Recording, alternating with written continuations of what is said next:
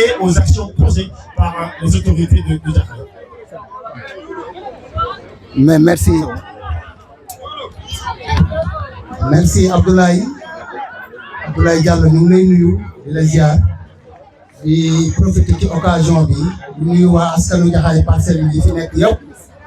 mais di gërëm également Bayat Fall mi nga xam ne ay frères lañu parce que tey moom moo choisir la mairie de Jaxaay Parcelles à travers ma modeste personne comme parrain de l'anniversaire de cette académie Bayat Fall def na tey 17 ans ñuy fêté U17 yi di fêté U15 yi kon Abdoulaye permettez-moi de remercier vivement Bayat Fall et l'ensemble des coachs yi nga xam ne tey ñooy le collectif des écoles de football de la commune de Jaxaay Parcelles ma jël nuyoo bi teg ko ci président Malick Cissé mi nga xam ne tey moo dirigé le collectif à Jaxaay Parcelles, diriger le collectif au niveau du département nekk doomu commune bi kon loolu lu am solo la jël nuyoo bi également di ko jox le DTN Fall nga xam ne moom mag la waaye tout ce qui est football dans la localité mu ngi koy suivre nuyu tous les coachs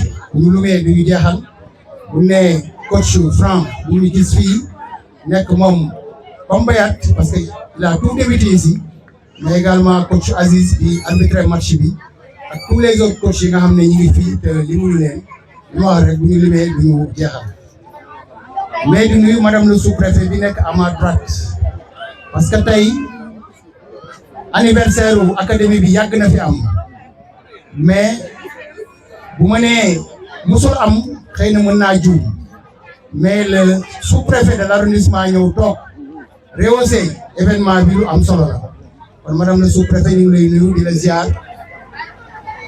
ndax moom ni la mel pratiquement bu ñu jógee fii y a d'autres activités que nous attendons dañ fay dem encore kon ku baax la ku wàcce boppam la ku proche de sa population la loolu defe naa yéen ñi fi nekk ñëpp mu ngeen ko seede di nuyu tous les élus yi fi nekk yëpp ak les membres du personnel de la commune de Jaxaay Parcelles ñu leen di nuyu.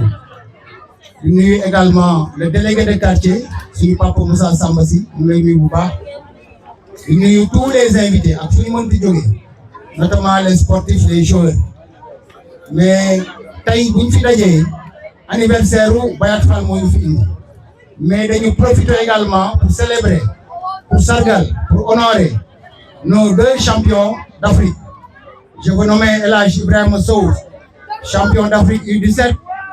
Je veux également nommer Mouhamadou Ngom, champion U15. Mais aussi, nous célébrer, nous avons le coach Ousmane Diop. Coach Ousmane Diop, nous avons U15 ici.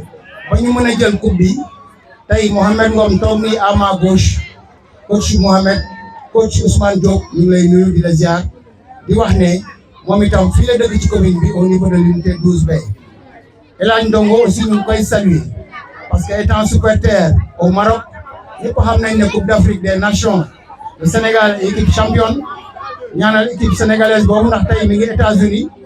On va jouer mardi à partir de 19h avec l'équipe de France. Il y a une contre la Norvège, contre l'Irak. Il y a une Coupe du monde. Coupe du monde.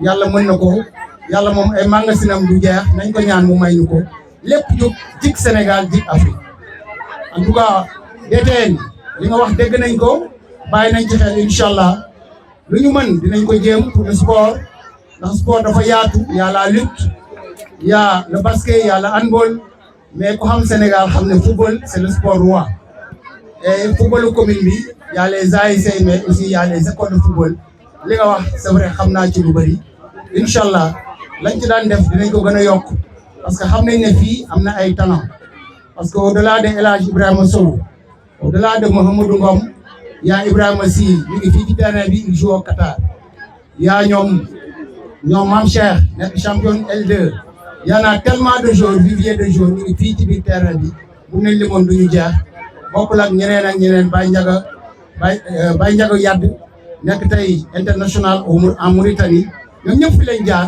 kon tey commune bi dafa nekk vivier de joueurs boo xam ne doléance bi may ñaan madame le sous-préfet rek mooy ñu accompagner ñu pour ñu mën a am une équipe fédérale parce que ñu ngi ci depuis des années mu xaw a dëgër parce que bu ñu amee une équipe fédérale dina tax joueurs yi di dem mën a rester localement pour que ñu mën a dem d'ici quelques années dans l'élite pourquoi pas jouer Ligue 2 ba dem Ligue 1 en tout cas Bayat kontaan nañu bu baax ñu lay gërëm di les remercier et à l'image de cet anniversaire ñu ngi aussi encourager tous les encadreurs parce que xam nañ leen ni ngeen di daj vraiment di la souhaiter bon anniversaire di la wax ne rek ca kaw ca kanam yàlla dimbali ñu ba ñu dund 18e anniversaire bu fekk ñu fi ñun ñëpp kenn bañ a manqué merci beaucoup Abdoulaye Diallo merci beaucoup.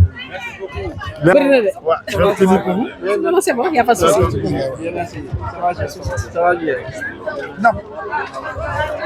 Merci, M. Diallo. Salam alaikum, Mbolomi. Yen ñep ma ngi leen di nuyu ku ci nek turam ak santam. Monsieur le maire, vous avez mes salutations. Nous saluons aussi la présence du délégué de l'unité 20. Notons aussi la présence des membres du conseil consultatif de la jeunesse de Jaxaay Parcelles. Je vous nomme Mbaye Silla et Madame Astou Kébé. Je salue la présence de l'ensemble des autorités ici présentes. Ma présence témoigne la reconnaissance et la considération que nous avons à l'endroit de Bayat, du coach Bayat Fall. Je reviendrai sur lui en Wolof, mais aussi de l'Académie Bayat. Et quand je parle de l'Académie, il y a le coach Bayat, bien sûr, il y a le directeur technique, mais l'ensemble du staff de l'Académie Bayat.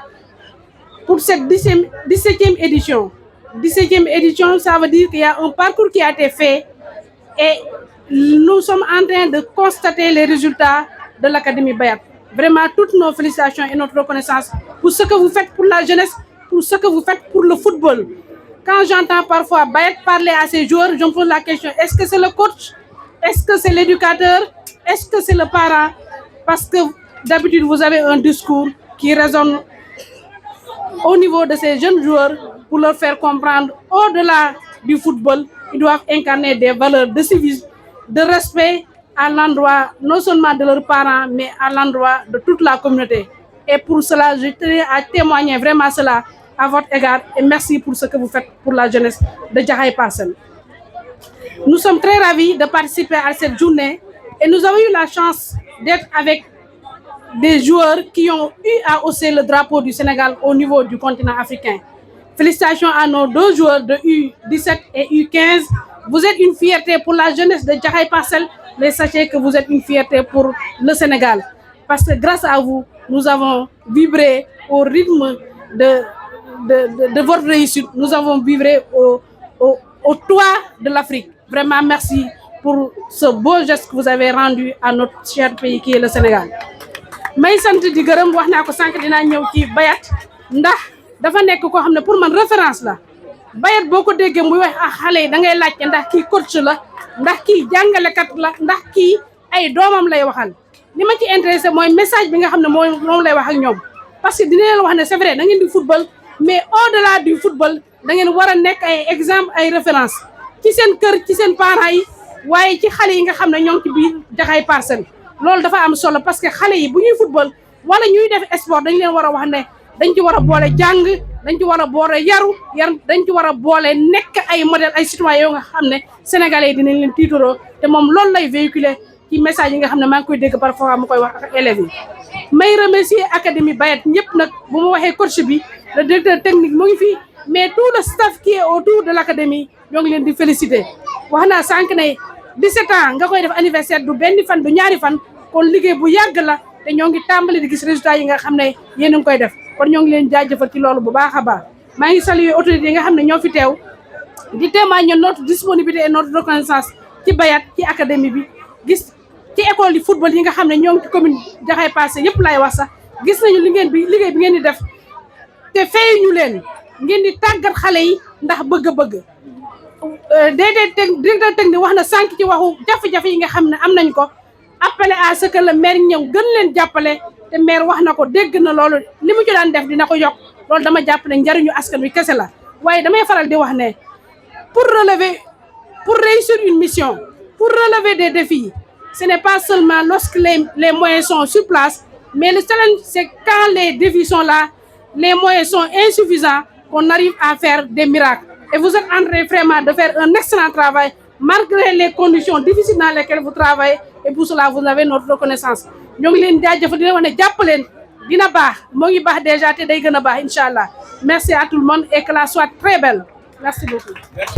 Évidemment. Donc, madame, Ouais. a tout à l'heure livré un discours très varié. S'il avait énormément de moyens, imaginez quel travail la femme réussirait dans l'avenir. Et je crois que c'est très pertinent. Maintenant, Grâce à Monsieur Gallo, oui. nous avons